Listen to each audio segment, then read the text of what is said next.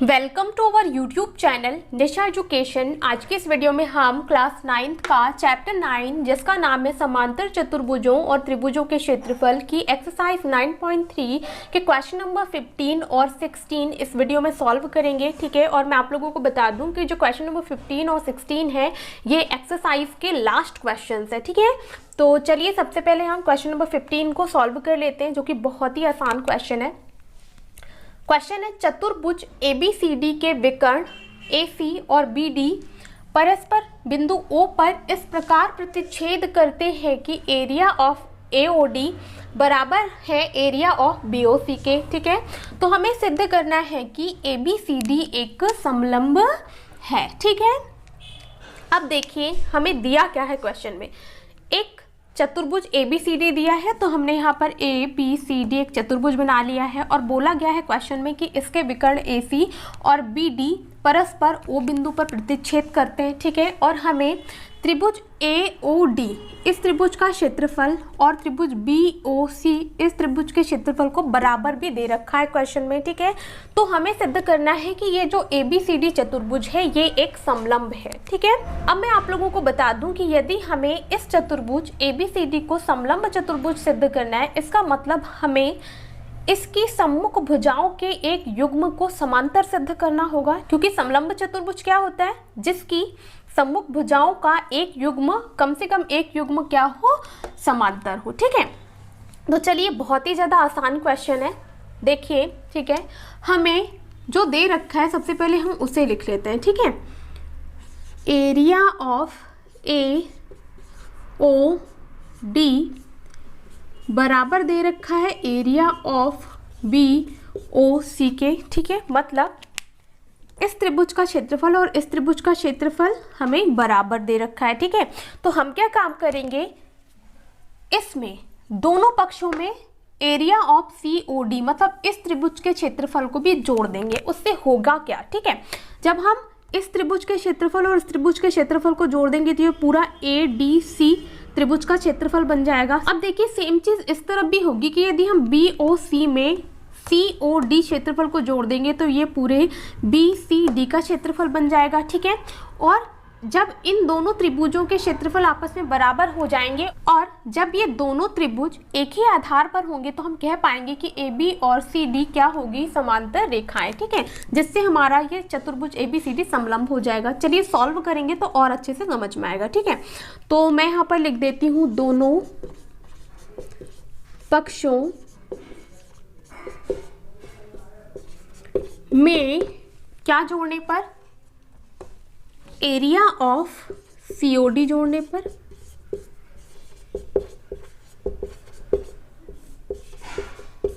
ठीक है, ये हो जाएगा एरिया ऑफ AOD धन एरिया ऑफ COD बराबर, इस साइड भी हम एरिया ऑफ COD जोड़ देंगे तो ये हो जाएगा एरिया ऑफ BOC धन एरिया ऑफ COD। ठीक है, अब देखिए AOD मतलब इस त्रिभुज के क्षेत्रफल में यदि हम COD इस त्रिभुज के क्षेत्रफल को जोड़ दे तो ये क्या हो जाएगा, पूरा area of ADC, area of ADC हो जाएगा बराबर, सेम चीज BOC में COD को हम जोड़ देंगे तो ये क्या हो जाएगा, एरिया ऑफ BCD।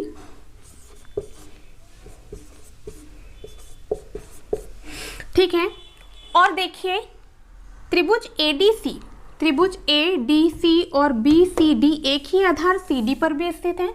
ठीक है, तो चलिए हम लिख देते हैं कि त्रिभुज ADC तथा त्रिभुज BCD एक ही आधार पर स्थित है।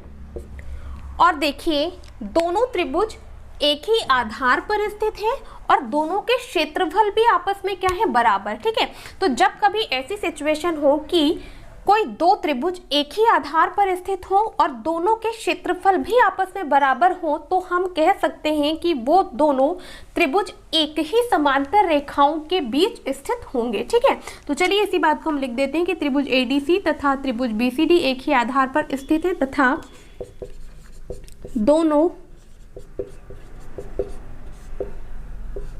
त्रिभुजों के क्षेत्रफल भी आपस में बराबर है।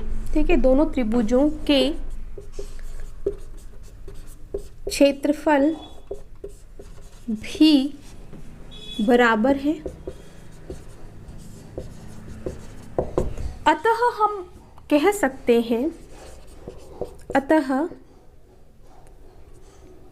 सकते हैं कि दोनों जो त्रिभुजों व एक ही समांतर रेखाओं के बीच स्थित होंगे। ठीक है, अतः दोनों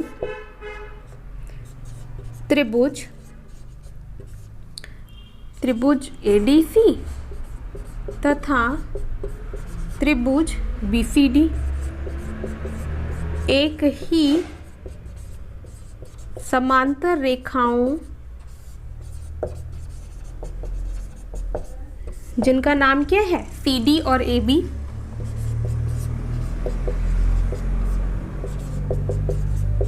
के बीच स्थित होंगे। ठीक है, अब देखिए दोनों त्रिभुज इन दोनों समांतर रेखाओं के बीच स्थित है, इसका मतलब DC और AB यहाँ पर क्या हो गई समांतर रेखाएं। ठीक है, तो चलिए लिख देते हैं कि AB, इसीलिए AB समांतर होगी DC रेखा के। ठीक है, और यही चीज़ तो हमें प्रूफ करनी थी इस पूरे चतुर्भुज को समलंब चतुर्भुज प्रूफ करने के लिए। ठीक है, कि यदि हम इस चतुर्भुज की सम्मुख भुजाओं के किसी एक युग्म को समांतर प्रूफ कर दे तो फिर ये चतुर्भुज क्या हो जाएगा समलंब चतुर्भुज। ठीक है, अतः चतुर्भुज ABCD एक समलंब चतुर्भुज है।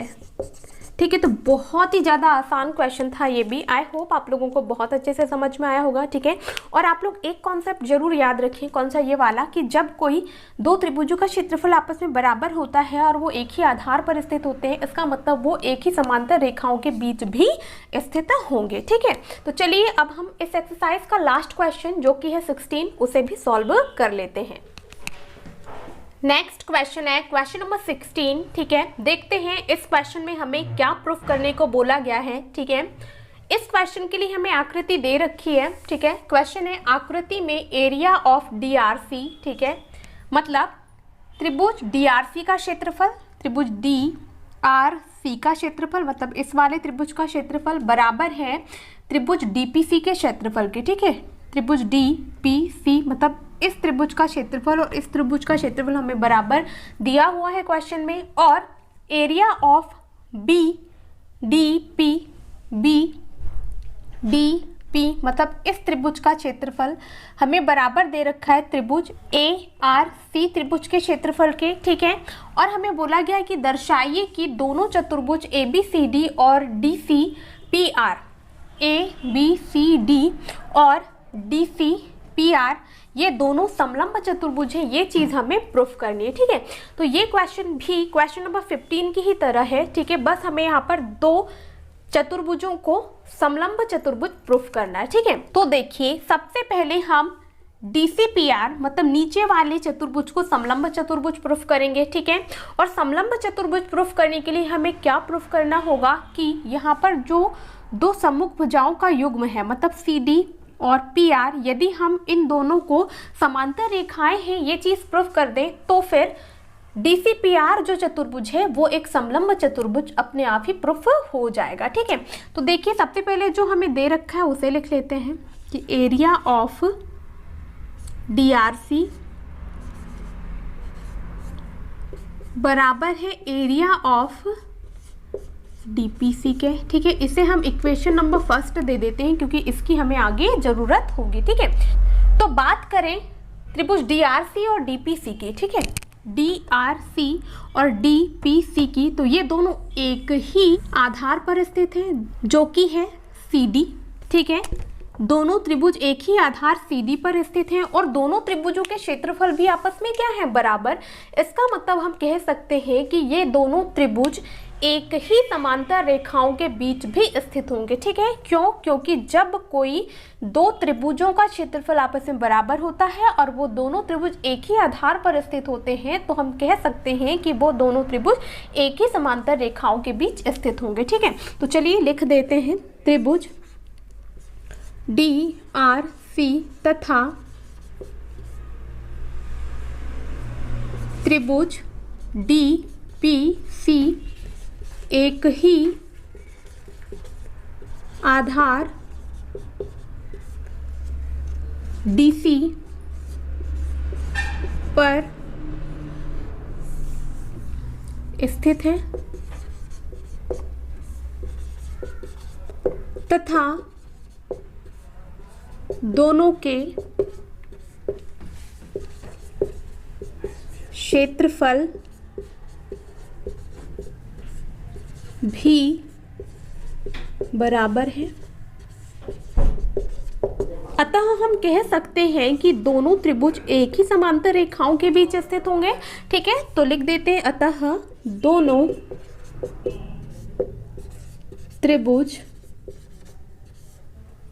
DRC व त्रिभुज DPC एक ही समांतर रेखाओं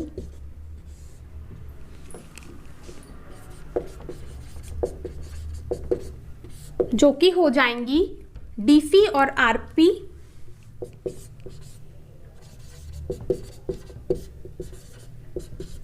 के बीच स्थित होंगे।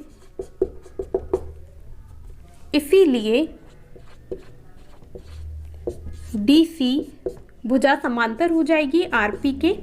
ठीक है, दोनों समांतर रेखाओं के बीच स्थित है, मतलब DC और RP क्या है, समांतर रेखाएं।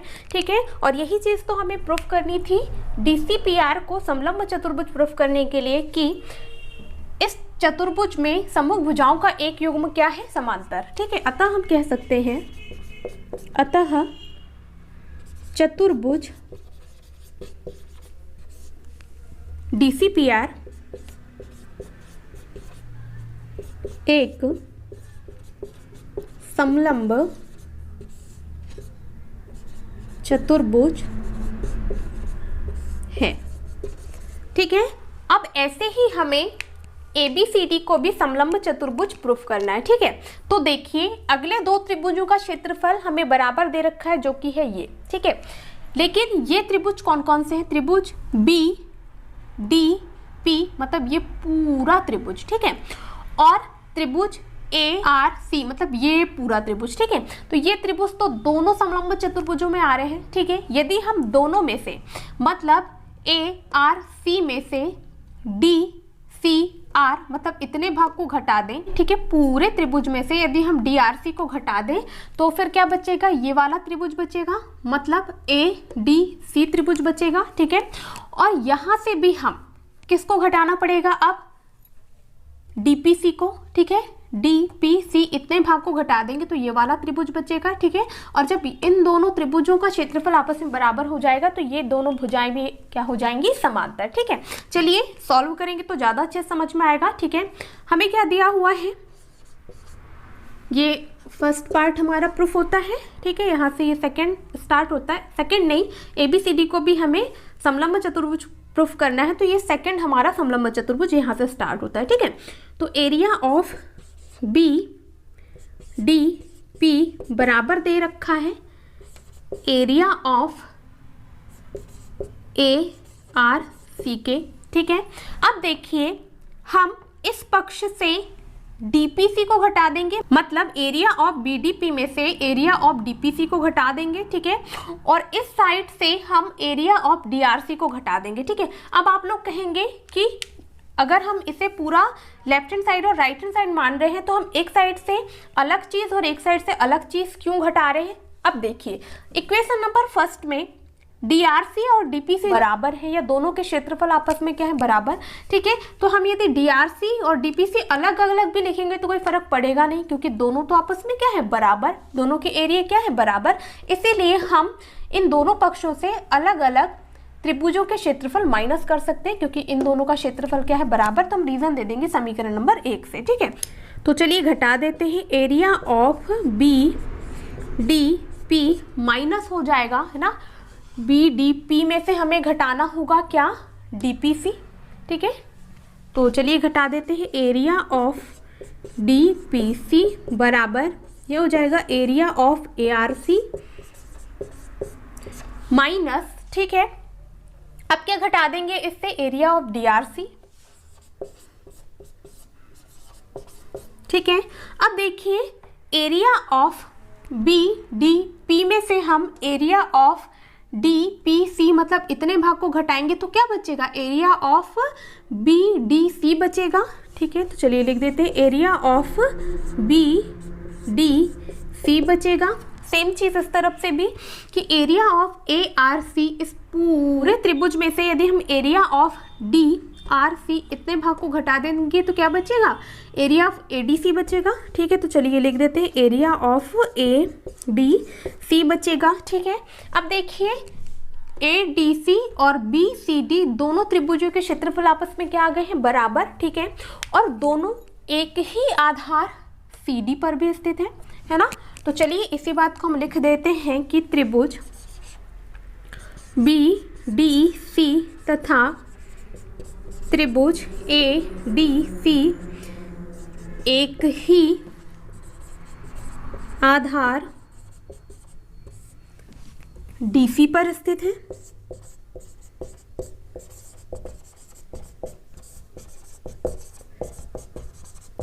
तथा दोनों त्रिभुजों के क्षेत्रफल भी आपस में क्या है, बराबर। ठीक है, तो चलिए लिख देते हैं तथा दोनों त्रिभुजों के क्षेत्रफल भी बराबर है। इसका मतलब क्या हुआ कि दोनों एक ही समांतर रेखाओं के बीच स्थित होंगे। ठीक है, तो लिख देते हैं जैसा कि हमने यहाँ पर लिखा है। ठीक है, तो चलिए लिख देते हैं अतः दोनों त्रिभुज एक ही समांतर रेखाओं के बीच स्थित होंगे। किस किस के बीच, DC और AB के बीच।